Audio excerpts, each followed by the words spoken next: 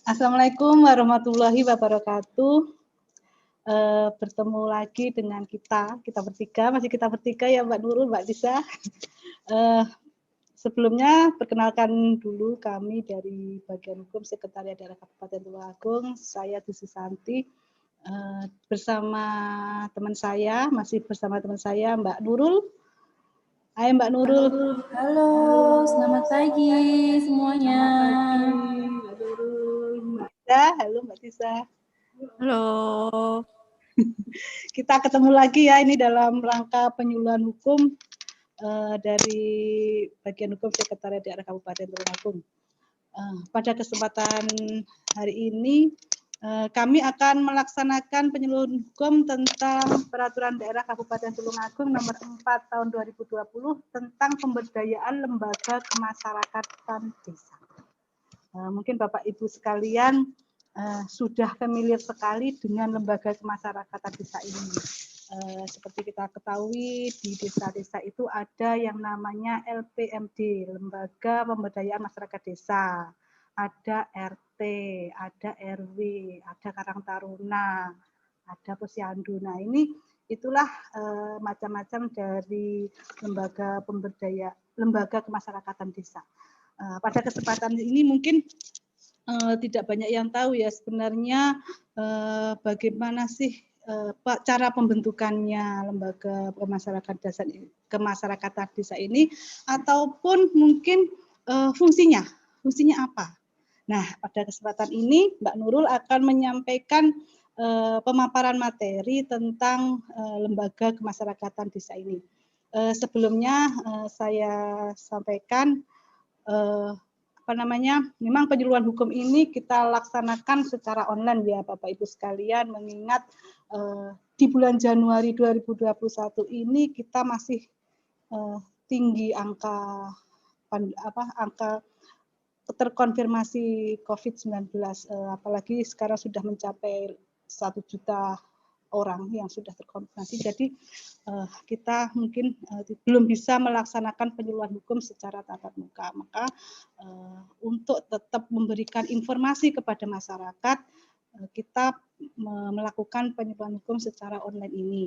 Nanti setelah materi dipaparkan, monggo Bapak Ibu sekalian yang mau memberikan pertanyaan dapat ditulis di kolom komentar, nanti akan kita jawab satu persatu. Mungkin itu yang dapat saya sampaikan. Kita langsung saja ke Mbak Nurul. Monggo Mbak Nurul disampaikan materinya. Assalamualaikum warahmatullahi wabarakatuh. Terima kasih Ibu Santi atas kesempatannya. Kali ini kita akan membahas tentang Peraturan Daerah Nomor 4 Tahun 2020 tentang pemberdayaan lembaga kemasyarakatan desa. Saya share dulu ya untuk materinya.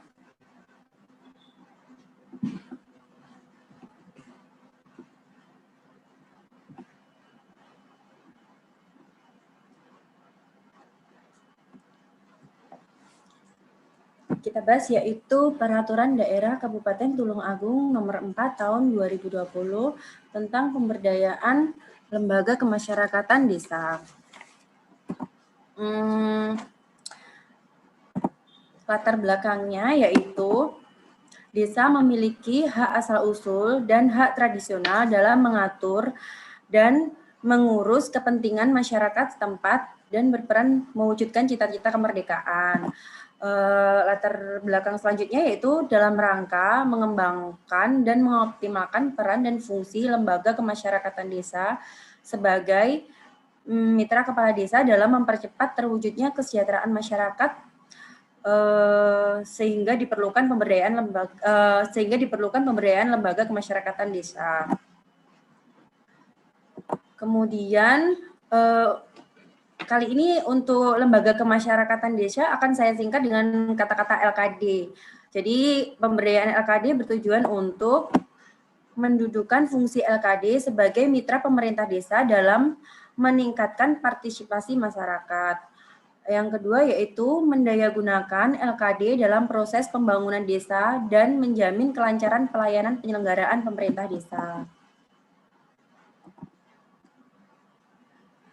LKD mempunyai hak yaitu 1. Mengajukan usul tentang aspirasi masyarakat dalam musyawarah pembangunan tingkat desa.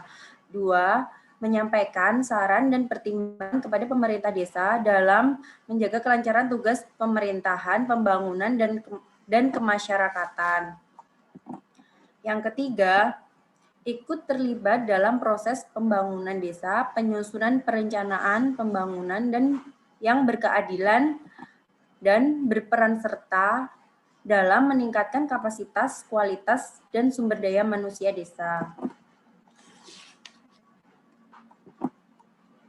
LKD mempunyai kewajiban yaitu berperan aktif dalam mendorong partisipasi masyarakat dalam setiap tahapan perencanaan dan pelaksanaan pembangunan desa.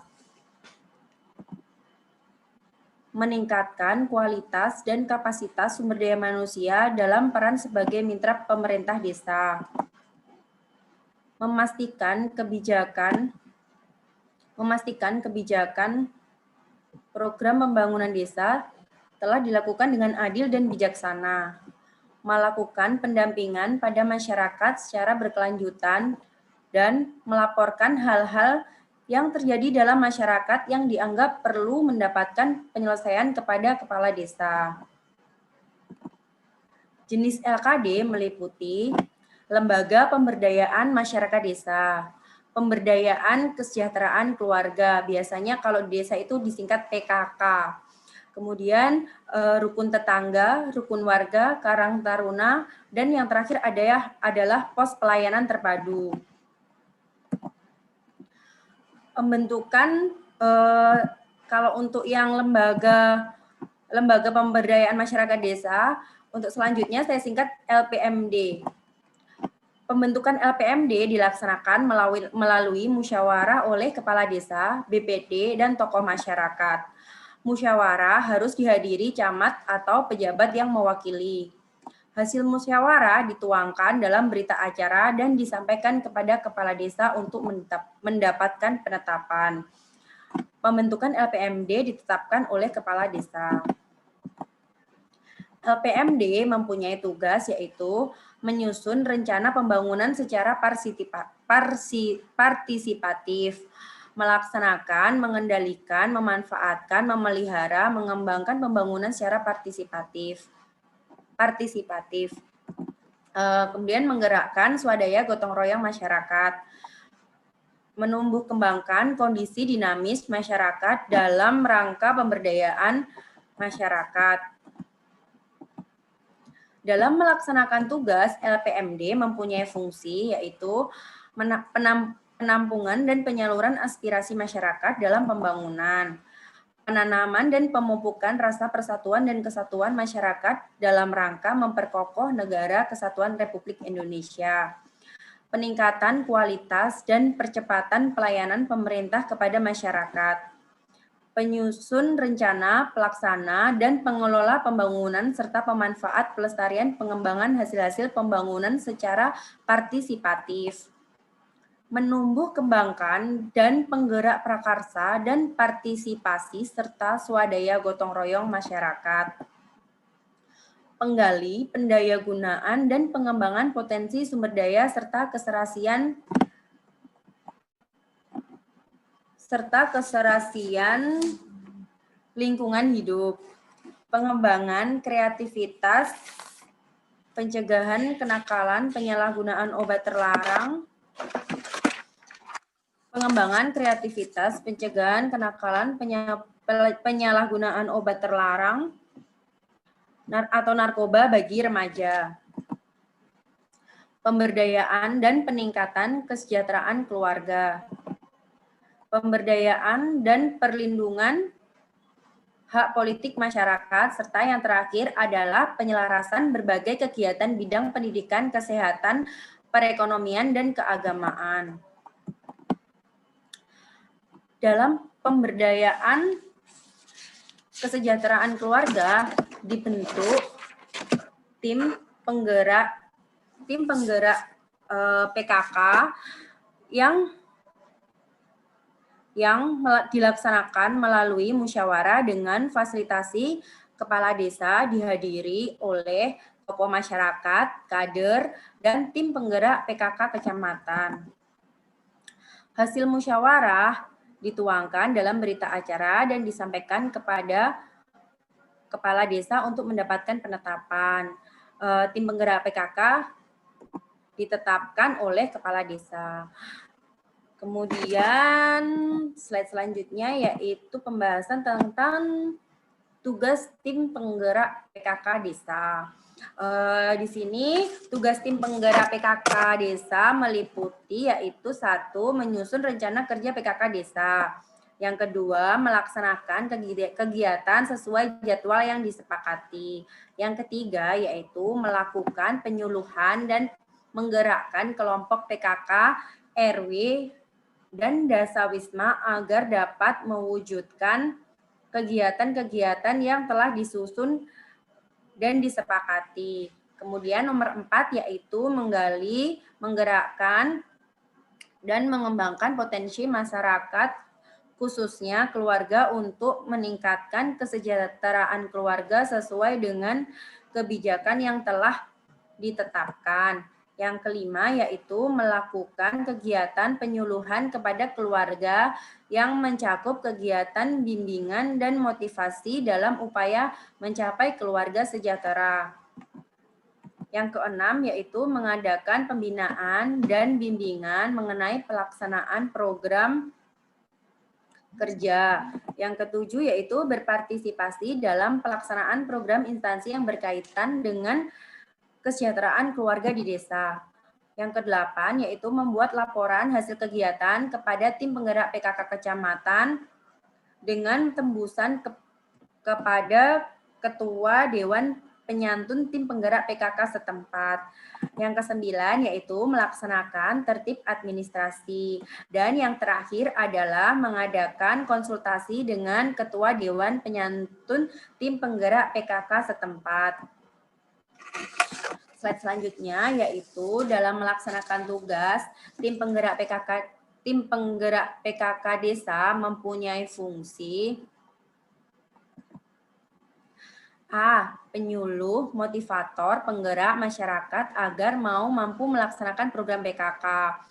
Kemudian yang B yaitu fasilitator, perencana, pelaksana, pengendali, pembina, dan pembimbing gerakan PKK. Yang C yaitu menggali, menggerakkan, dan mengembangkan potensi masyarakat khususnya keluarga untuk meningkatkan kesejahteraan keluarga. D. Berpartisipasi dalam pelaksanaan program pemerintah yang berkaitan dengan kesejahteraan keluarga. Kemudian yang selanjutnya adalah RT atau RW.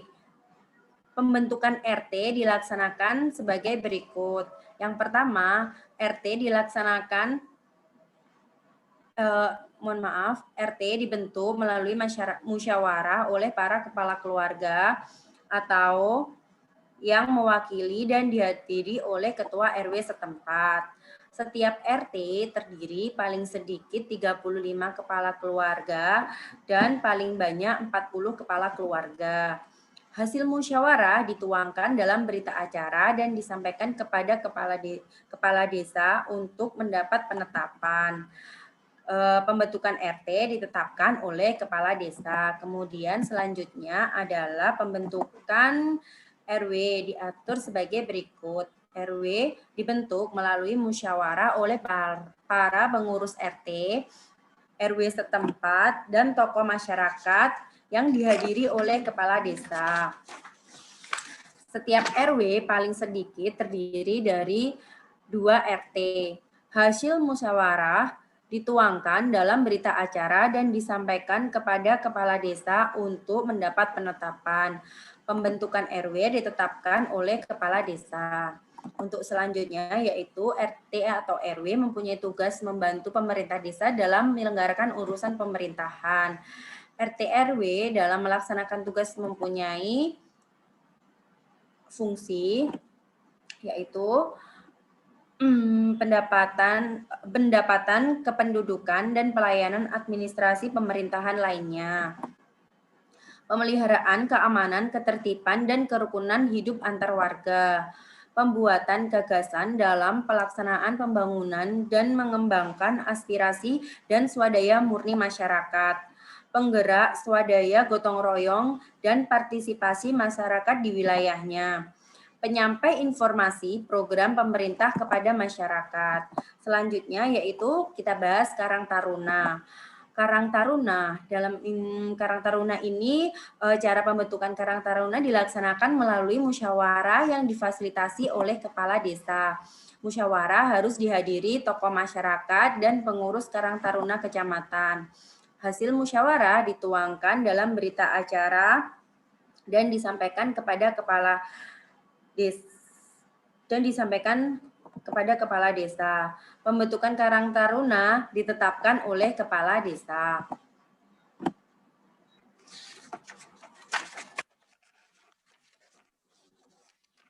Selanjutnya yaitu Karang Taruna mempunyai tugas membantu pemerintah desa dalam menanggulangi berbagai masalah kesejahteraan sosial, terutama yang dihadapi generasi muda, baik yang bersifat preventif, rehabilitatif, maupun pengembangan potensi generasi muda di lingkungannya. Karang Taruna dalam melaksanakan tugas sebagai di mana pasal 31 mempunyai fungsi penyelenggara usaha di bidang kesejahteraan sosial, penyelenggara kegiatan pendidikan dan pelatihan bagi masyarakat, penyelenggara pemberdayaan masyarakat terutama generasi muda di lingkungannya secara komprehensif, terpadu dan terarah serta berkesinambungan. Kemudian yaitu penyelenggara kegiatan pengembangan jiwa kewirausahaan bagi generasi muda di lingkungannya, penanaman pengertian, pemupukan dan peningkatan kesadaran tanggung jawab sosial generasi muda. Kemudian penumbuhan dan pengembangan semangat kebersamaan, jiwa kekeluargaan,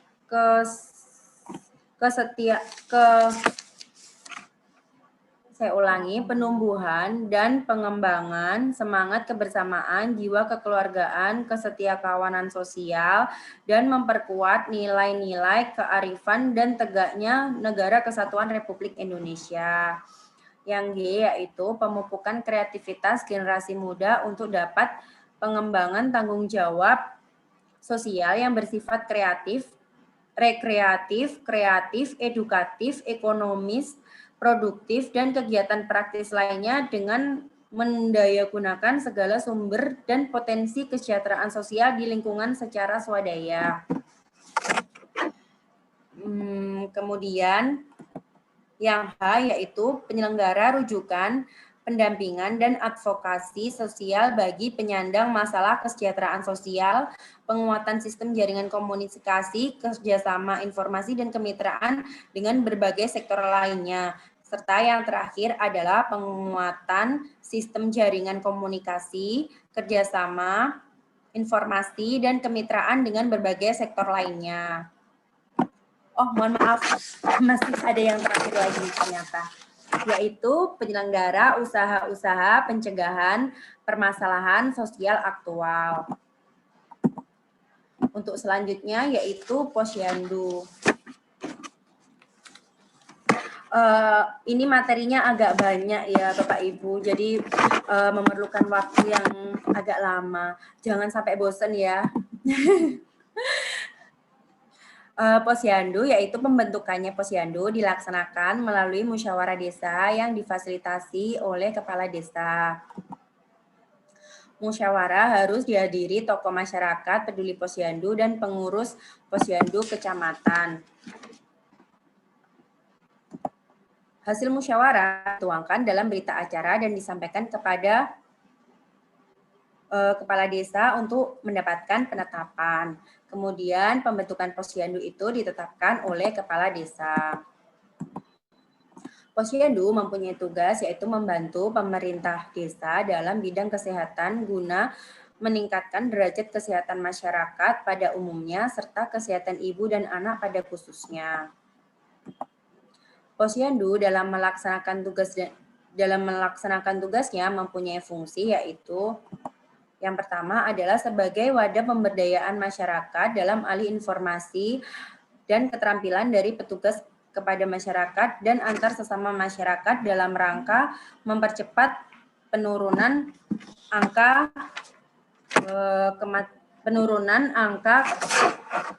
kematian ibu, angka kematian bayi, dan angka kematian anak balita. Kemudian yaitu yang kedua adalah sebagai wadah untuk mendekatkan pelayanan kesehatan dasar, terutama berkaitan dengan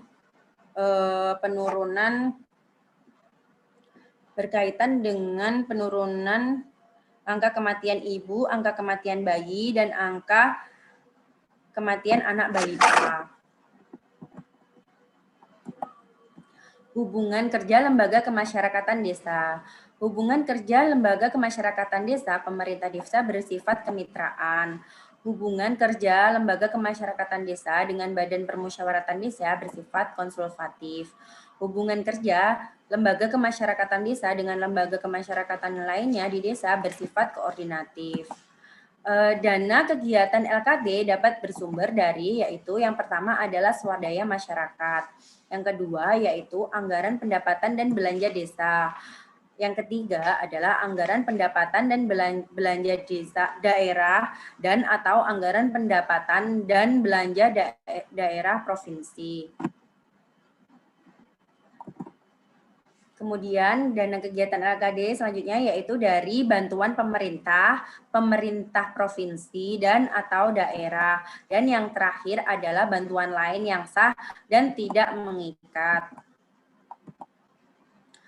Sanksi administratif yaitu LKD yang melanggar ketentuan kewajiban sebagai LKD dan menyampaikan laporan penggunaan dana dapat dikenakan sanksi administratif. Sanksi administratif berupa teguran lisan serta teguran tertulis dan penghentian sementara sebagian atau keseluruhan kegiatan. Terima kasih, demikian sedikit wawasan dari saya. Mungkin apabila ada kurang lebihnya saya mohon maaf. Saya kembalikan ke Ibu Santi. Terima kasih Ibu Santi. Sama-sama Mbak Nurul. Terima kasih Mbak Nurul penyampaiannya materi tadi. Mungkin saya mungkin juga baru mengerti ya ternyata kita selama ini sering ya familiar sekali dengan kata-kata RT RW Karang Taruna, tapi memang untuk fungsi masing-masing lembaga pemberdayaan kemasyarakatan desa tadi, pemberdayaan lembaga masyarakat desa tadi itu mempunyai fungsi tersendiri-sendiri ternyata ya. Mungkin Bapak Ibu sekalian mungkin ada pertanyaan, silakan ditulis di kolom komentar ya tentang Perda nomor 4 tahun 2020 ini, monggo kalau mau menuliskan.